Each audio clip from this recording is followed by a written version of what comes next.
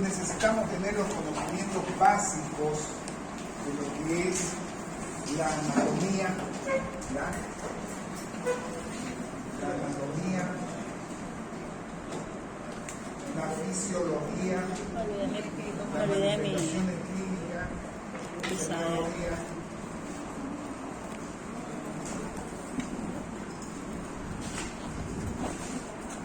método de diagnóstico y tratamiento. En esa secuencia vamos a estructurar nuestro conocimiento. ¿Por qué vamos a adelantar esto? Porque no me gustaría que vayan a las prácticas y vean pacientes, ¿ya?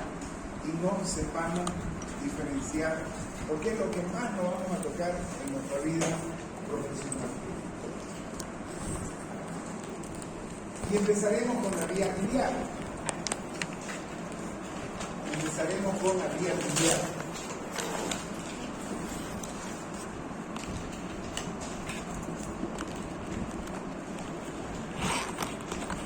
¿Qué es la vía biliar? ¿Quién me puede explicar qué es la vía biliar? Son conductos por donde pasa la bilis. Son conductos por donde pasa la bilis. ¿Alguien quiere agregar algo más a esa definición? Anatómicamente es glándula anexa, vía y glándula anexa. ¿Qué es la glándula anexa? Correcto, la vía biliar es una glándula anexa. Vamos a hablar de la vía biliar. ¿Qué es la vía biliar?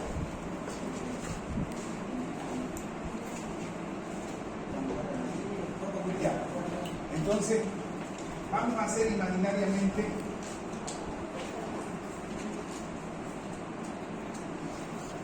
esto es un hepatocito, ¿no es cierto? Y el hepatocito es donde vamos a originar todo el proceso. Por eso le digo que me presten atención, porque esto es lo que, si no estudiaron anatomía, histología, hoy vamos a repasar, pero a grandes rasgos, ¿no es cierto? Entonces, ¿qué es la bilis? ¿Qué es la bilis? Todos los días van a ir a mirar, hay bilis. No puede ser que uno en la visita le pregunten qué es la bilis y no sepamos qué es la bilis. Secreción, ¿será secreción? Ya. ¿Qué es la bilis?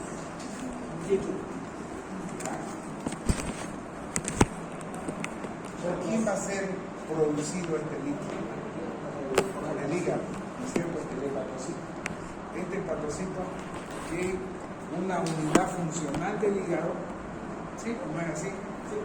Tiene 3 vertientes en su composición. Y ustedes han visto que inclusive en histología nos dice vamos a mirar la unidad portal, ¿ya? Tiene una forma de triángulo en la histología. Uno es la sangre que le va a llegar, y la sangre que le llega, ¿de dónde viene? Ya tenemos ya 4º año de medicina, ¿ah? De la arteria hepática.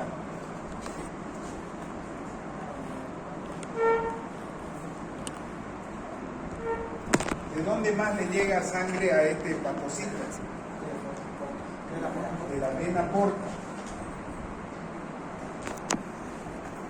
Entonces, y es aquí donde yo debo entender mi mecanismo fisiológico de lo que nos sucede todos los días. La arteria hepática le da irrigación arterial. Solamente le aporta al hígado un 25%. El resto viene de la vena porta. Y la vena porta, ¿de dónde viene? Recoge la sangre. O sea, si no sabemos esto, estamos en 4º año de derecho. ¿Ya? ¿De dónde recoge la sangre la vena porta? De los intestinos, ¿no es cierto? Entonces yo debo suponer que lo que yo comí, ¿no es cierto?, va a pasar un proceso de transformación y se va a absorber. Se van a absorber los hidratos de carbono, las proteínas, todo en su componente que ustedes han estudiado, supongo, en bioquímica, ¿no es cierto? Y todo eso va a pasar a un territorio portal, porque el resto pasa a un territorio arterial, es decir, todo al final se va a metabolizar aquí, en este hepatocito, ¿ya?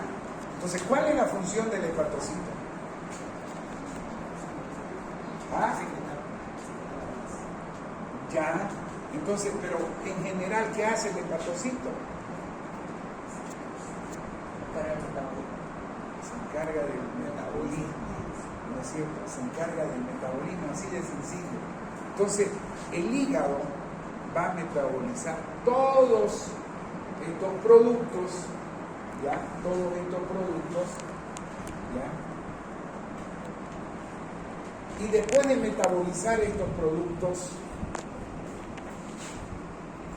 va a producir y va a vertir al espacio portal un líquido, ¿ya?, que se llama bilis, ¿ya? Entonces, el origen de la vía biliar precisamente va a estar en este espacio portal, ¿ya?, en canalicular, perdón, ¿ya?, en este espacio de un canalículo biliar,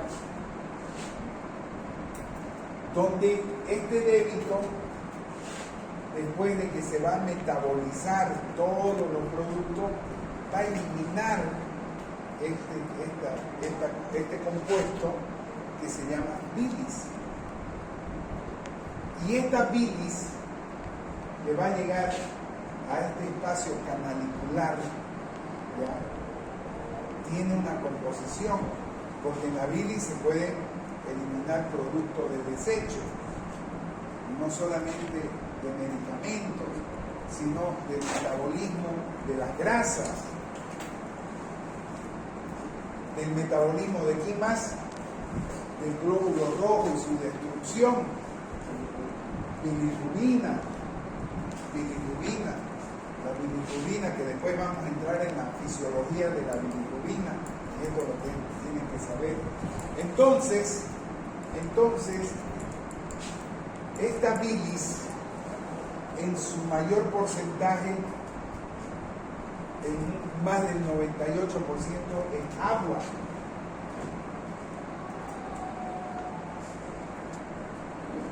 ¿Sí? Es agua. ¿Y cuáles son los componentes? Los solutos, ¿ya? Tiene bilirrubina, tiene calcio, tiene sodio, tiene potasio, tiene sales biliares, colesterol.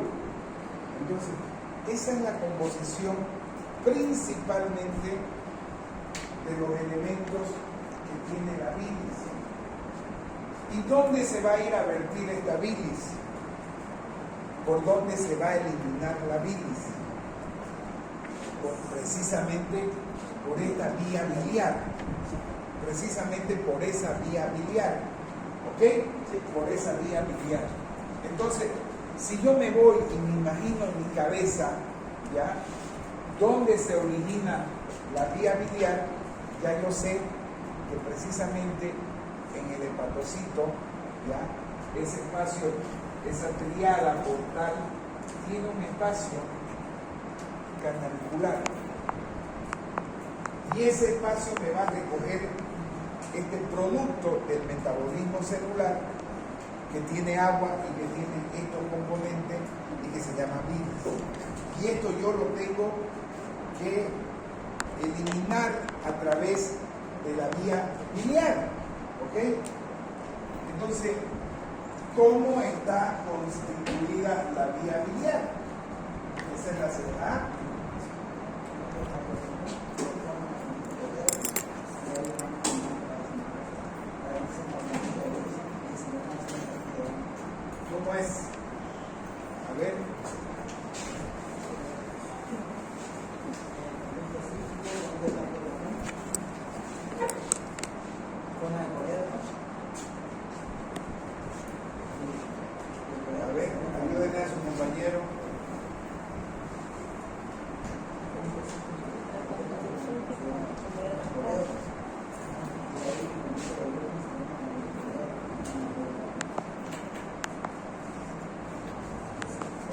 aquí, ¿qué es esto? Hígado. O sea, aquí está el conducto por él. Entonces, ¿dónde? O sea, directamente de la célula viene al conducto cístico. Sale los conductos de control. Viene a ese. O sea, imagínense, ¿no es cierto? ¿Dónde, cómo se llama la señorita? ¿Dónde empieza la vía biliar? ¿Ah? Por eso, vaya a chatear afuera. Vaya a chatear afuera. Le doy permiso, ¿verdad? No me voy a molestar. Vaya a chatear afuera. ¿Ya? Entonces yo creo que tenemos que los médicos, cuando nos llamemos médicos, hoy vengo de una reunión de ética, precisamente tenemos que tener respeto. Y eso es lo que hablábamos con todos los que se llaman cirujanos bariátricos. ¿Saben qué es la cirugía bariátrica? ¿Sí? ¿Saben? Entonces, habemos cirujanos bariátricos y habemos cirujanos bariátricos de nueva generación que están saliendo con el estómago aquí, que hacen la mano. O sea, eso es ridículo, absurdo, antiético, porque el paciente y la pieza quirúrgica no son juguetes. Y esa es la formación que se le está dando, no solamente a ustedes, en todas las universidades. Y hay que tener respeto, porque el respeto es al paciente, a la medicina. Cuando lean el juramento hipocrático se van a dar cuenta que Hipócrates ya lo prescribía esto, y el médico tiene que tener ética, tiene que tener moral, principio. ¿Cómo nivel? ¿Dónde va a vertir esta bilis? Aquí ya sabemos dónde empieza la vía biliar, ¿sí? Entonces, cuando yo le digo cómo está constituida la vía biliar, y es aquí donde se pierden la mayoría de las personas, de los residentes internos y todas esas cuestiones. Entonces yo tengo que dividir mi vía biliar, por eso se lo he dibujado así, el hígado, en una vía biliar. Eso, una vía biliar intrahepática que está dentro del hígado, y que de estos canalículos se van a ir confluyendo, ¿no es cierto?, en conductos principales, en conductos sectoriales que van a drenar esa división anatómica que nos enseñó Coninau, que se llama la segmentación hepática, ¿sí? Los segmentos hepáticos, y cada segmento hepático va a tener un drenaje especial hasta que esta vía biliar que está dentro del hígado va a llegar a confluir en conductos, ¿sí? Entonces, entendemos que es la vía biliar intrahepática, o sea, no la podemos ver, está intrahepática. ¿Por qué es importante entender esta vía biliar intrahepática? Porque si yo tengo obstrucción de esta vía biliar, ya los métodos diagnósticos me informan que esto se va a dilatar. Y eso es un parámetro que yo debo entender en la fisiopatología de las obstrucciones, que tengo dilatación de la vía biliar. Entonces, hasta ahí está claro cómo se forma la vía biliar. Sí, perfecto. Intrahepática. Y la vía biliar extrahepática, o sea, sigan hablando, sigan. ¿Cómo se divide?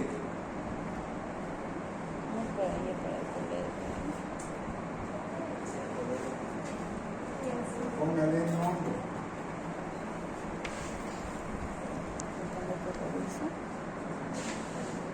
¿Ah? ¿Cómo se divide la vía biliar extrahepática? Esto no lo pueden olvidar. ¿Saben qué yo los hago hacer? ¿Ya? Que llegan al extremo, le digo, aquí no me entra si no me dibujan en sus manos esto es lo que les estoy diciendo. Porque esto es básico, esto lo deberían saber. Pero ya le digo, yo no me molesto que no sepan, porque es natural desde el ser humano, en la medicina es conocimiento. Pero que ya no queramos aprender, eso es totalmente insoportable. insoportable. Lo puedo repetir 10.000 veces, pero que lo presten atención. Pero ya el que no quiera aprender, yo prefiero que no perjudique a su compañero, que vaya al shopping, lo que sea, ¿ya? Y le pongo 90 si quiere, pero que no me perjudique a la gente que quiera aprender. ¿Ok? Entonces, ¿cómo se divide la vía biliar extrahepática? Derecho, izquierdo. Ya, entonces facilito. Vía biliar principal y vía biliar accesoria. ¿Ok? Lo más facilito es decir que la vía biliar accesoria es la vesícula y el conducto cístico. La vía biliar principal, después de confluir todo eso, se va a dividir en un conducto hepático izquierdo y un conducto hepático izquierdo, y va a recoger la bilis de todos esos segmentos del hígado. Estamos entendiendo, ¿no es cierto? Porque de aquí lo demás es más fácil. Conducto hepático común en la unión del cístico, ¿sí? Colédoco. Y este colédoco va a ir, ¿y dónde termina? En la cara posterior del duodeno en la segunda porción, con una desembocadura en común ¿con quién? Con el conducto pancreático de Wilson. ¿Sí? ¿Ya? Entonces, ya tengo la idea, ya tengo el camino, he puesto mi GPS, ya sé, ¿no es cierto?, el primer anillo, el segundo anillo, ya dibujé mi vía biliar, ya sé qué es la bilis y que esta bilis se tiene que eliminar en la segunda porción del duodeno. El colédoco tiene porciones y fíjense que aquí es facilito entenderlo. Esta porción, ¿por dónde está? No. En la segunda porción del duodeno. Entonces se llama la porción intraductal. Está, ¿no es cierto?, del colédoco. ¿Ya? Lo que usted dice está por atrás. ¿Ya? Entonces el páncreas está por detrás, tiene una porción intrapancreática, no que supra, intrapancreática, ¿ya? Tiene una porción que es intrapapilar, intraductal, que está en el duodeno, otra que es intrapancreática, otra que está por encima del duodeno, esto está por detrás, ¿ya? Que se llama supraduodenal, ¿ya? Otra que viene detrás del duodeno que se llama retroduodenal, la intrapancreática y la intrapapilar. O sea, 4 porciones. Una porción que está por encima del duodeno, y eso lo vamos a ver en la cirugía. Eso lo vamos a ver cuando nosotros estamos haciendo procedimientos. Aquí decimos, mirarlo al colédoco, ¿sí? Está y se ve el colédoco y se ve el duodeno. Pero si ustedes no tienen la noción, o sea, de nada va a servir que nosotros en una cirugía estemos explicando. Retroduodenal e intraductal, intrapancreática y intrapapilar. ¿Ok? Las 4 porciones. ¿Por qué son importantes conocer la anatomía de estos segmentos? Porque van a haber patologías que me van a producir bloqueos, si ustedes quieren, obstrucción de la vía biliar. ¿Ok? Así como bloqueamos la calle, como bloquearon el otro día los estudiantes en la universidad, van a bloquear. Y este bloqueo, si yo entiendo la anatomía y la fisiología, Este bloqueo puede estar aquí en la papila, puede estar en el páncreas, puede estar en la pared de esta vía biliar, o puede ser producto de una patología benigna, que son los cálculos que se forman en la vesícula y que migran al colero. ¿Okay? Eso vamos a ir estudiando. Por eso es importante conocer la anatomía de esta vía biliar. ¿Alguna pregunta?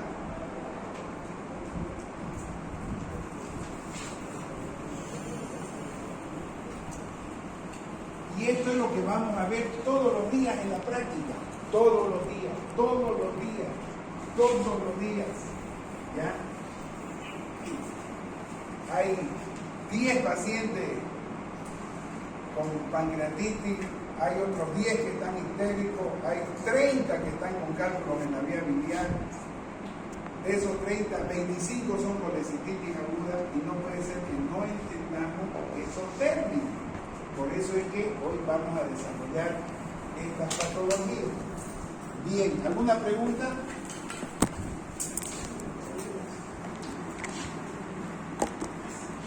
¿Alguna pregunta? ¿Está claro? ¿Ya? Vamos a empezar con la primera patología que se llama coleritiasis. La más simple. Coleritiasis. Cole, no sé si prefijo, para qué le voy a mentir, o verbo, sustantivo, qué será, pero es algún término que se refiere a la vía biliar, ¿no es cierto? Y específicamente ya a la vesícula, ¿no es cierto? Entonces la coleritiasis en su definición es presencia de cálculos en la vesícula, ¿ya? Y la presencia de cálculos en la vesícula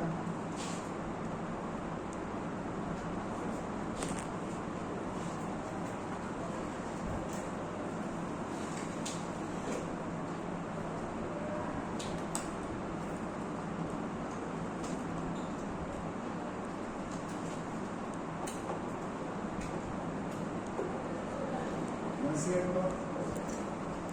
La presencia de cálculos en la vesícula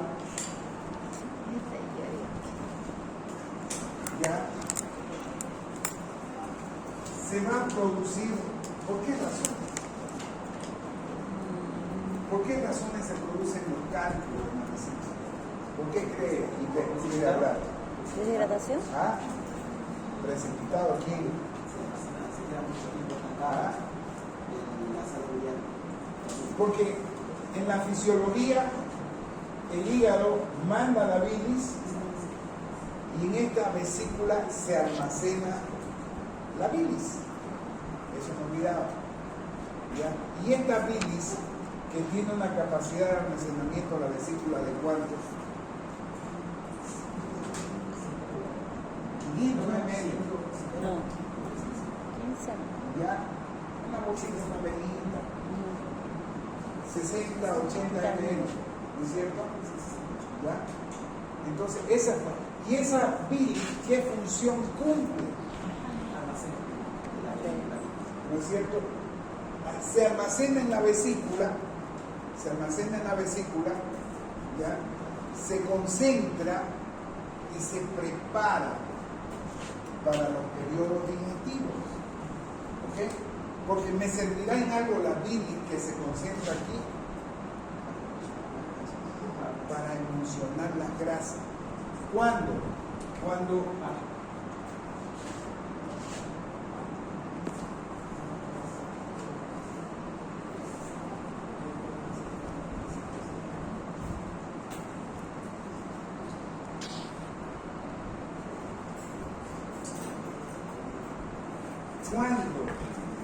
¿para qué me sirve la bilis? Esta bilis se va a concentrar aquí en la vesícula, ¿no es cierto? Se va a concentrar en la vesícula, se concentra en la vesícula. ¿Ya? Y esta bilis concentrada, hemos dicho, ¿qué tiene? Tiene sales biliares, bilirrubina, colesterol, ácido graso, calcio, ¿no es cierto? ¿Y ustedes qué creen que hacen estas sustancias? Precisamente van a actuar como fermentos digestivos cuando el alimento se encuentra en el duodeno. Yo lo ingerí, el esófago pasa al estómago y cuando llegan al duodeno, ¿no es cierto?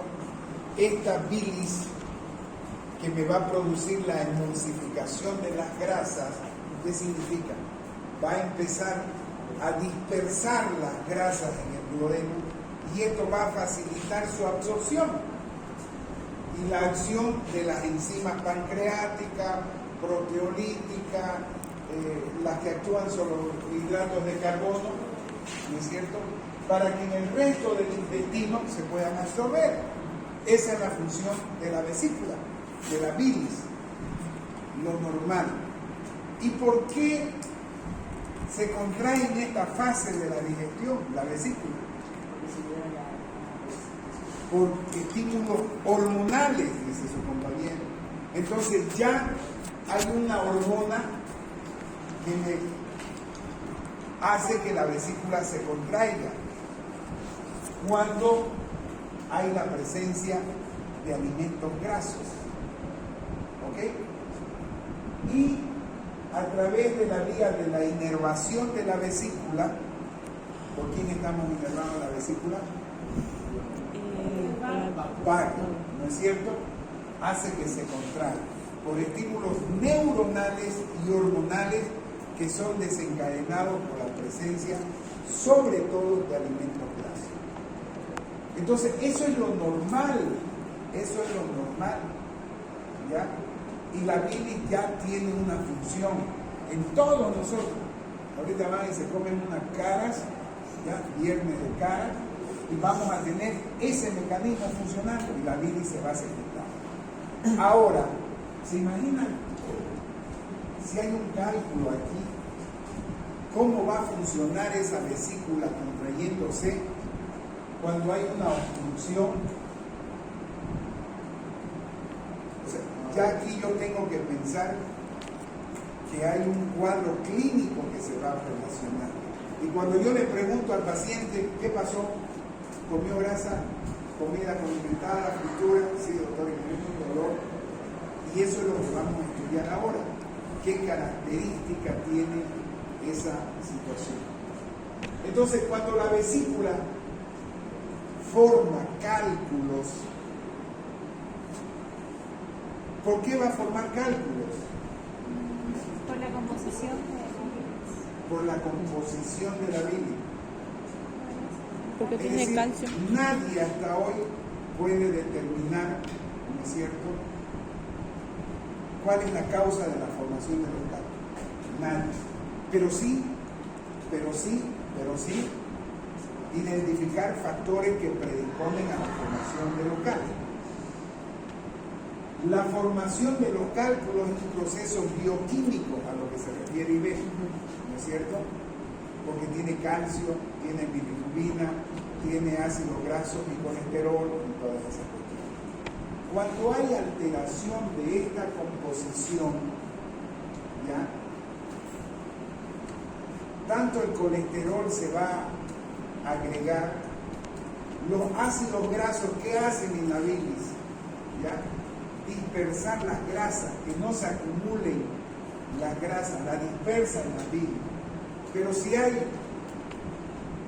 esta relación de ácidos grasos y colesterol alterada, ¿no es cierto?, va a predisponer que se nuclee con calcio, que se nuclee, ¿no es cierto?, con bilirrubina y se produzca un núcleo de crecimiento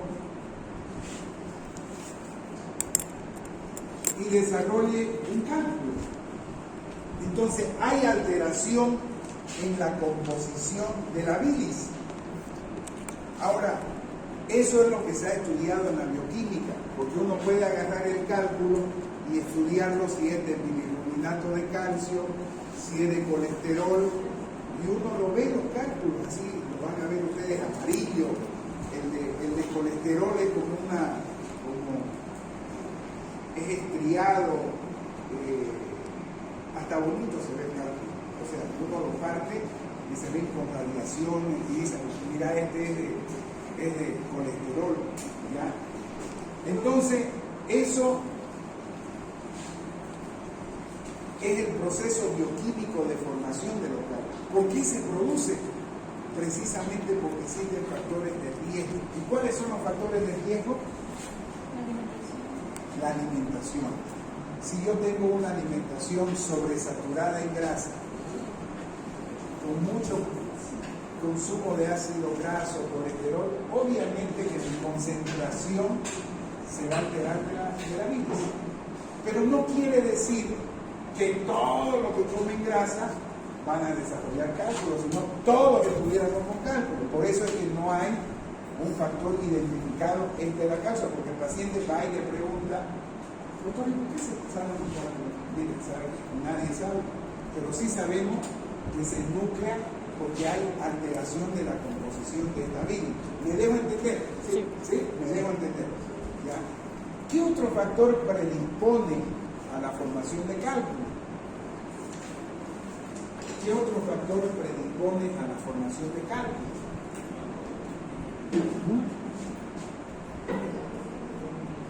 El sexo. Y ustedes van a ver de 10 pacientes cuántos son hombres y cuántos son mujeres. ¿En quiénes creen que es más frecuente en la mujer? En la mujer multípara. ¿Por qué? Porque aquí se desencadena y predispone por un factor hormonal, ¿no es cierto? La acumulación de colesterol, que son los estrógenos. Entonces, mujer multípara, obesa, ¿ya? La alimentación son factores que predisponen a la formación de cálculo. El proceso bioquímico es totalmente diferente. Es la formación del cálculo, pero la predisposición es otra cosa. ¿Ok? ¿Estamos de acuerdo? Bien. Entonces ya tenemos el cálculo formado. Ahora, ¿qué va a producir este cálculo en la vesícula? ¿Qué produce? ¿Ah? ¿Obstrucción? ¿Ah? ¿Obstrucción de dónde? ¿Del conducto? ¿De dónde? Ahí está, dígame dónde. En el conducto de... Al sitio, ¿no es cierto? Al sitio, aquí. Aquí. Se va a ocurrir el sitio. ¿Y qué va a hacer esa vesícula? ¿Cuál es la composición anatómica histológica que tiene la vesícula? ¿Tiene mucosa? No tiene mucosa. Ya. Tiene muscular y tiene serosa. Ya.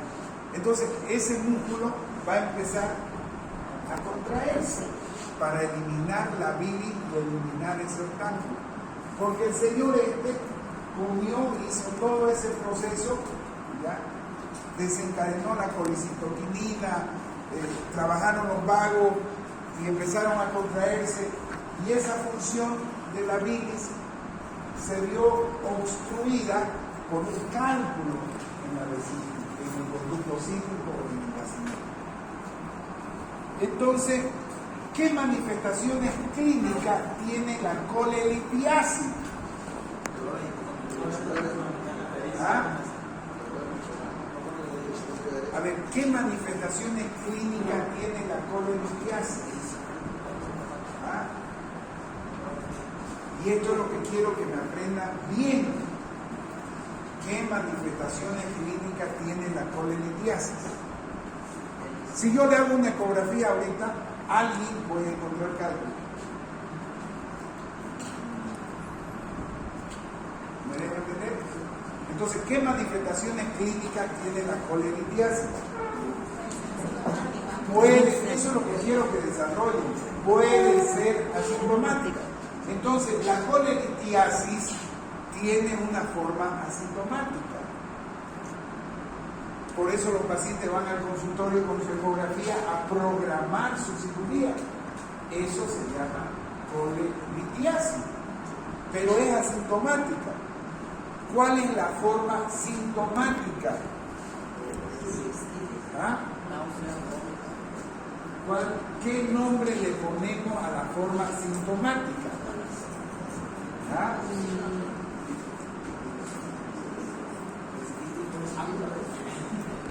Ahorita van a salir despejados.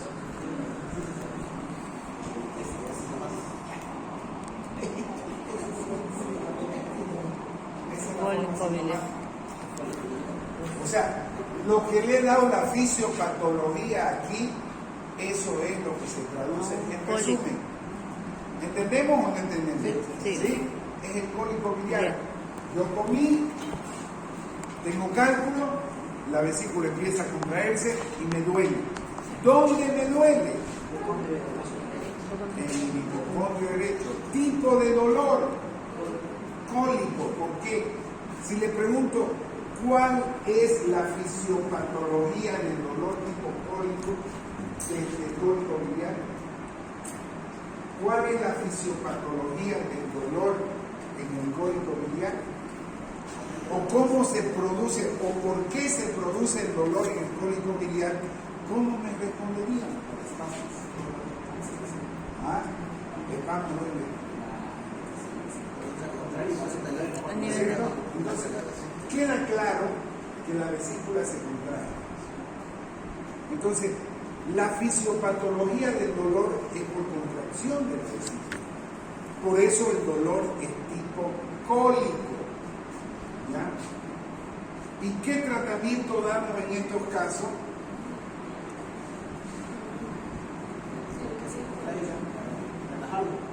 ¿Y con qué lo relajamos?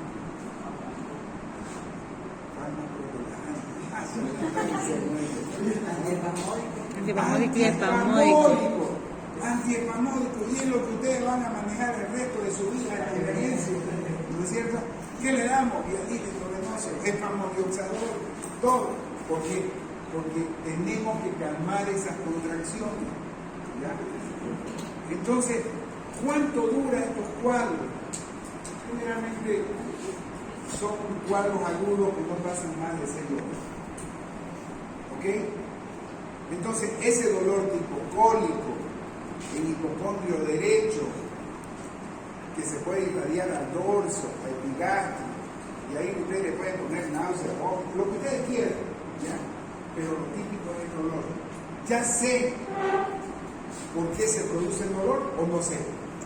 Sí. Sabemos, ¿no es cierto? Entonces, ya yo me enfoco a mi tratamiento porque sé la fisiopatología del dolor. ¿Le daré un analgésico? ¿No es cierto? Y esos son los errores que cometemos como médicos.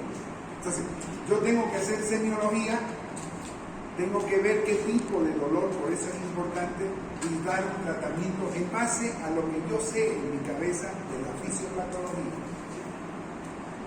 Pero ¿qué pasa si la vesícula se sigue contrayendo y ese cálculo no migra o no se mueve de esa obstrucción?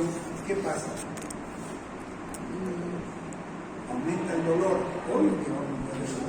¿Ruptura? ¿Y qué va a hacer? ¿Ah? ¿Ruptura? Todas las colelitiasis son quirúrgicas. No hay tratamiento médico, pero hay un curandero que le da no sé qué cosa. Vi un video del doctor, no sé qué se llama, y justamente un paciente que era cardíaco, y le dije, mire, tiene 80 años, no, los viejos beneficios, todo. Cuando veo un video, había sido ese paciente, menos mal no digo, doctor, llegó en medio de algo, ¿no? Y le dieron unas hierbas y todo, y botó piedras. No existe eso, no existe, eso es mentira. Le dan aceite y todas esas cuestiones, que hace que la formación de la materia fecal se vea como especie de bolitas.